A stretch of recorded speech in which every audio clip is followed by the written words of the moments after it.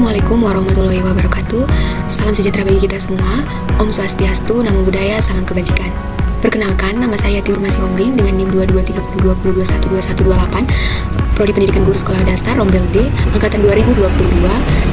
Pada video kali ini saya akan menjelaskan mengenai Microsoft Office dan juga Microsoft Word untuk memenuhi tugas mata kuliah ITC dari dosen pengampu Bapak Rosa Sugianto, SPD, MPD. Dalam video ini saya akan menjelaskan sejarah Microsoft Office, perkembangan Microsoft Office, pengertian Microsoft Word, fungsinya, manfaatnya Microsoft Word, dan juga mengoperasikan Microsoft Word.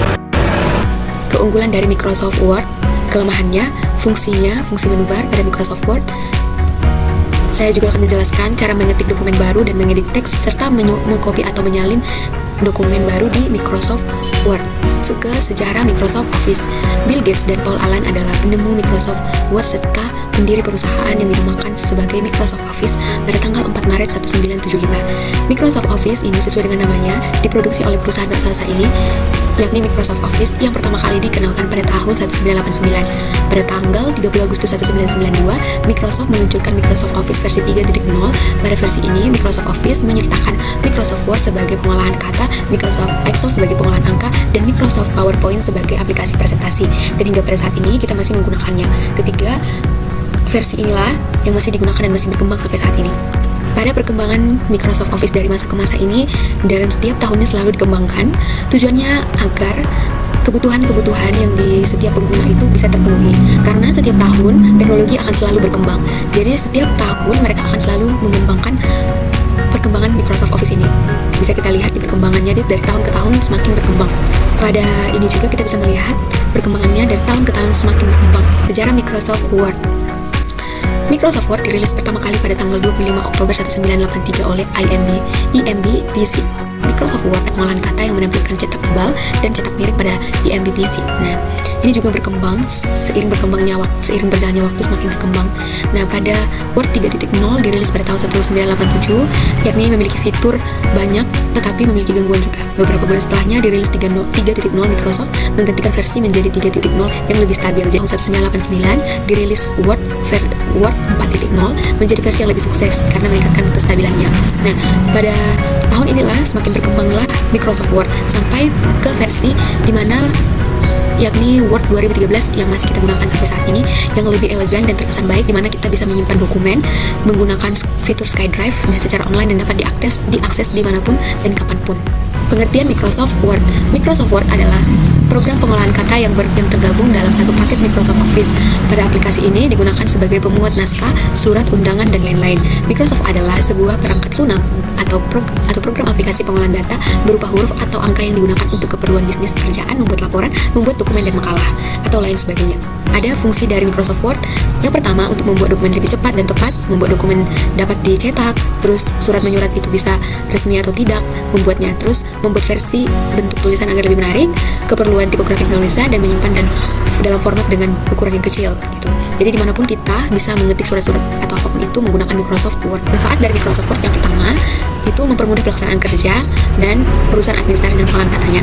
Terus menghemat waktu dan tenaga, menghemat kertas dan biaya, minimalisir tingkat kesalahan dalam penulisan, mempercepat penyelesaian kerja karena lebih efisien. Saya akan menjelaskan mengoperasikan aplikasi Word, langsung ke tutorialnya. Nah, ini saya akan menjelaskan cara mengoperasikan Microsoft Word. Yang pertama kita buka aplikasi Microsoft Word-nya. Sekarang kita buka. Nah, sudah terbuka. Ini ketika kita memulai mengetik teks ataupun surat, kita dapat membuat di blank dokumen ya. Nah, selain itu kita juga bisa menggunakan tombol CTRL-N. Nah, new blank dokumen. Tapi karena memang sudah ada tersedia di situ, kita bisa tinggal klik blank dokumennya saja.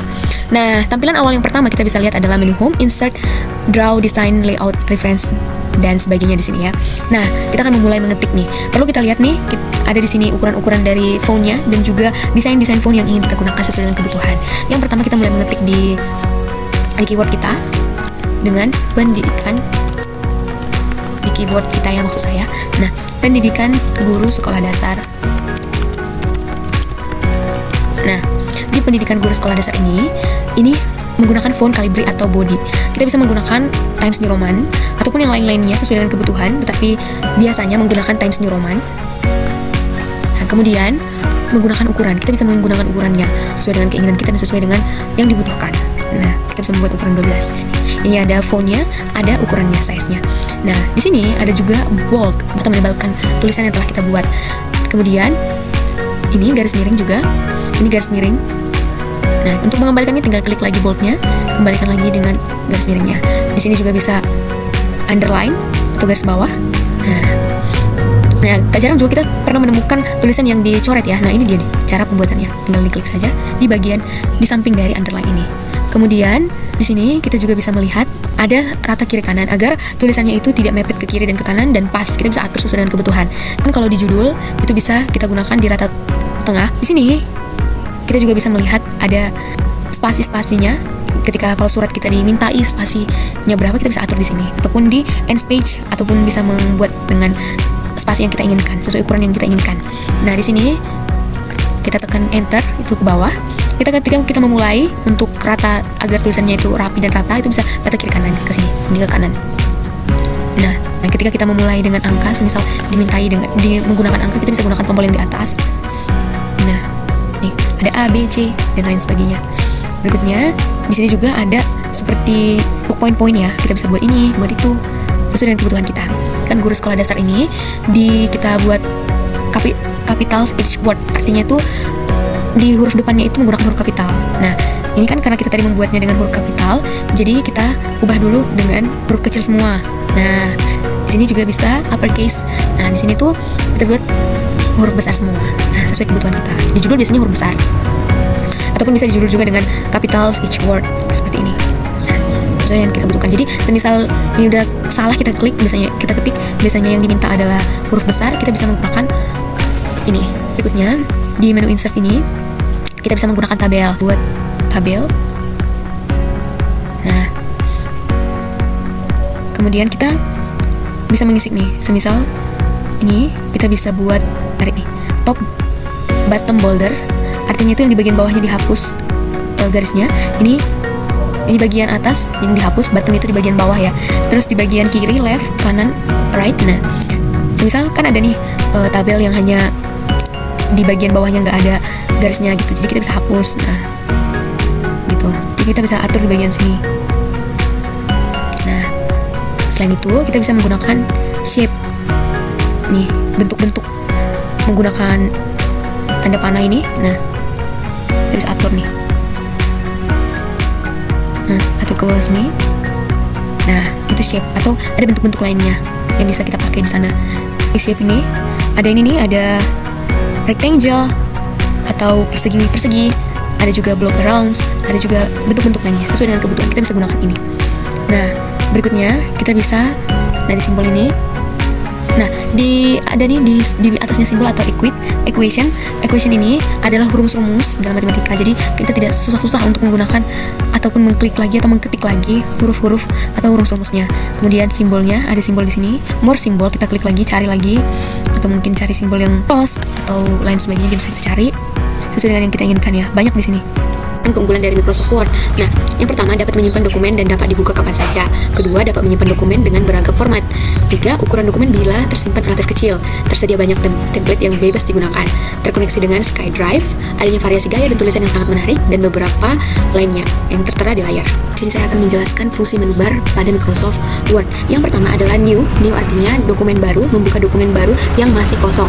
Kemudian open membuka file dokumen yang disimpan. Terus save adalah menyimpan dokumen ke media penyimpanan, sedangkan save as itu menyimpan dokumen ke media penyimpanan dengan format lain. Share itu membagikan, print itu mencetak dokumen dan mengatur kinerja printer.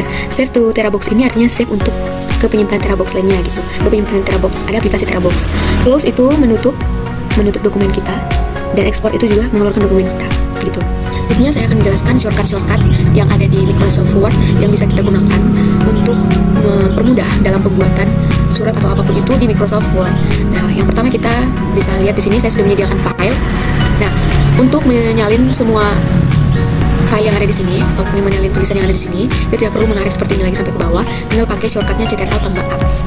Select all, yang berarti menyalin semuanya. Ctrl tambah B, kita salin bagian ini ya. Semisal bagian-bagian di file kita atau di dokumen kita itu ingin kita bold, kita pakai Ctrl tambah B. Nah, Nah, itu untuk membold tulisan atau menebalkan tulisan. Berikutnya, kalau ingin mengcopy, tinggal kita select all atau Ctrl tambah A, kemudian kita copy pakai Ctrl tambah C. Nah, kita lihat ya apakah filenya itu Ctrl tambah V, paste. Nah, semuanya sudah tersalin yang kita telah copy tadi. Ctrl tambah D itu untuk font ya. Ctrl tambah V, kita select all lagi, terus Ctrl tambah D fontnya. Nah, di sini kita bisa mengubah fontnya, mau itu Times New Roman, Calibri, dan lain sebagainya. Ukurannya juga bisa diganti. Berikutnya pakai shortcut Ctrl tambah E. Kita select all, pakai Ctrl tambah A, terus kita pakai Ctrl tambah E. Nah, ini tuh membuat rata tengah. Berikutnya kita pakai shortcutnya Ctrl tambah F. Kita select all, Ctrl tambah V. Kita bisa cari apa yang mau kita ganti dari file kita ini atau dokumen kita ini. Misal ada kata-kata yang mau diganti, biar kita nggak susah-susah carinya atau baca lagi dari atas sampai bawah, kita tinggal find ini pakai shortcutnya Ctrl tambah V. Ctrl tambah G, kita select all, Ctrl tambah G, kita go to. Nah, ini juga bisa kita seleksi atau kita lihat ya bagian mana yang mau kita ubah juga di sini. Berikutnya pakai shortcutnya Ctrl tambah H. Kita udah pakai tadi Ctrl tambah A atau select all, pakai lagi Ctrl tambah H. Nah, itu H itu replace juga sama kayak Ctrl tambah G tadi. Nah, ini tuh juga bisa di replace. Ctrl tambah 1 itu justify alignment, rata kiri kanan kan dokumen atau file kita yang ada di situ agar terlihat rapi. Nah, selain itu di keyword kita kalau kita lihat itu ada F1, F2, F3 sampai F11, F12 ya. Itu memiliki makna dan artinya seperti di F1 itu untuk menjalankan fungsi pertolongan yang disediakan di Microsoft Word, F2 itu memindahkan teks dan objek yang dipilih, dan selanjutnya. Adapun kelemahan dari aplikasi Microsoft Word tentu memiliki kelemahannya. Yang pertama, lebih lambat dibanding dengan program yang diinstal secara lokal. Kedua, membutuhkan pembelajaran ulang karena perubahan desain.